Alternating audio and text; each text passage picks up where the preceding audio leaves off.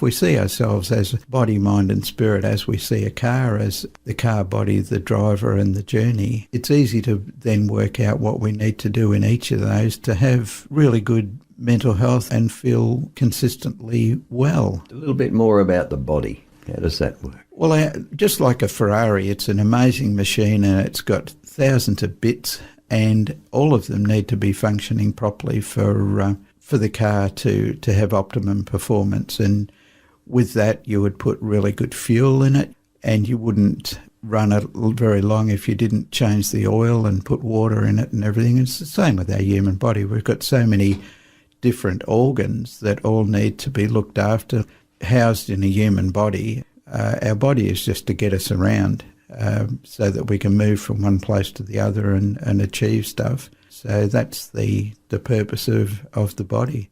So we're looking at the spirit. How does that work?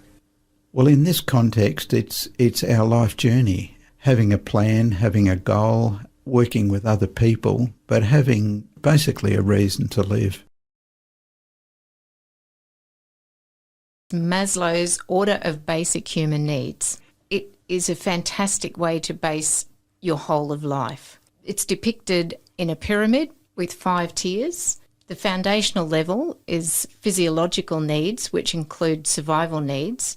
Things like we need to breathe, we need air to survive, our need for food, need for water and for sleep. All these things are necessary just for survival. If foundational needs aren't met, the human body struggles to function. We can't think, we can't relate, and all other needs become secondary. So our foundational level for our need for food, water and sleep, if that's not met, we struggle. We live in this most amazing vehicle. Our body, the vehicle that we live in, is actually run by our brain. It's got a big computer that runs our body. And that computer, our brain, is actually 200 million times more powerful than your laptop. And if you stack your laptops up, one on top of the other, it would reach all the way to the moon. That's how powerful our brain is. How does it work? Well, your brain manages everything that's going on in your body, all of the chemistry that's going on. Every time we move an arm or a leg, there's a message that's sent from our brain down our nervous system, down our spine, that says, move. So your brain looks after everything. Every time we take a breath, we don't have to think about breathing. Your brain has been, let's say, programmed to do all of those things without us actually processing or thinking. There's a whole lot of stuff goes on in the background too, like my brain, when I was born, knew the formula for human blood and it started making it. It didn't need to evolve over 1,000 years to get the formula right, because if it got it wrong in the first place, I'd be dead. Their subconscious brain, if you want to call it that, knows how to balance the chemicals in their kidneys.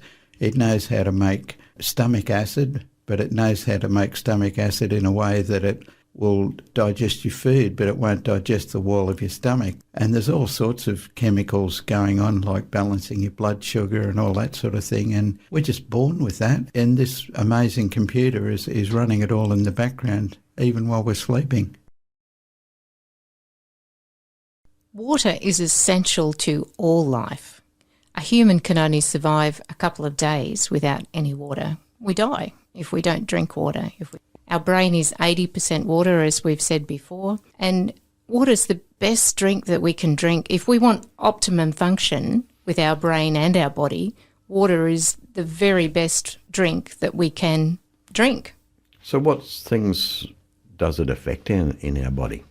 If we're dehydrated, headaches. One of the first signs of dehydration is a headache. We can't focus properly, we feel tired, our mood is generally poor. We often feel lethargic and you feel a bit flat, you feel a bit sad, and that's often just dehydration. Most people might reach for a Panadol when they feel a bit headachy or just tired and flat, but a big glass of water actually restores some energy and restores the water into our cells. Your car, after a while, needs regular maintenance. The oil sort of gets a bit cloggy and maybe you get some sludge here and there, and your spark plugs, if you have spark plugs, get clogged up and everything. So you take it off the road and people pull it apart and flush it out and sort out all the bits and pieces. And our human body, our brain particularly, needs to be taken offline occasionally, regularly. And and have some maintenance. And fortunately, our brain's programmed to do its own maintenance. We don't have to take it down to a German engineer or anything to have it done. After 2 days without sleep, our brain starts to hallucinate. That's how important sleep is to us. And sleep really affects every area of health. Researchers recently found that the greatest benefit of sleep is a physical one. Just like our body has a lymphatic system that flushes all the toxins out of our body, our brain, being kept safe and secure with the blood-brain barrier, has its own cleansing system called the glymphatic system.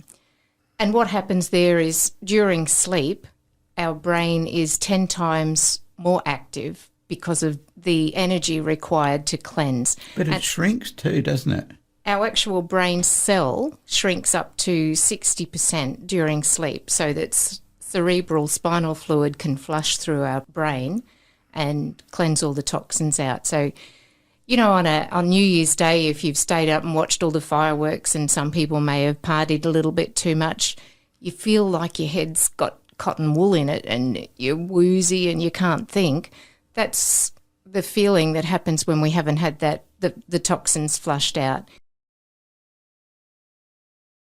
Nutrition's really important to our mental health and our well-being, but nutrition is fundamental to good energy supply, to brain function, to mood regulations, to all of our health and well-being.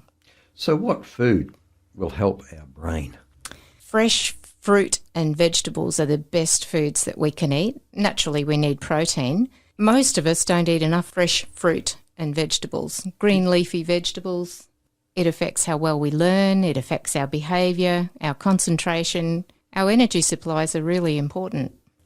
If Trev's mood starts to get a bit low, we just put sardines on the bench to tell him that he needs some sardines, because sardines have omega-3 and omega-6 and they're a fantastic anti-inflammatory. So fish, cold water fish, salmon, sardines, tuna, they're all fantastic brain foods. Fish is a very underrated food for mental health. The other thing for mental health too is to eat regularly. It's really important that for your mood, and Trev will talk a little bit about his blood sugar levels with eating regularly. When I was in my teens, 20s, whatever, I used to think that if I only had one meal a day, I wouldn't put on weight. And I used to have that meal probably in the evening. So I used to head off to work with nothing in my stomach, probably a cup of coffee or something.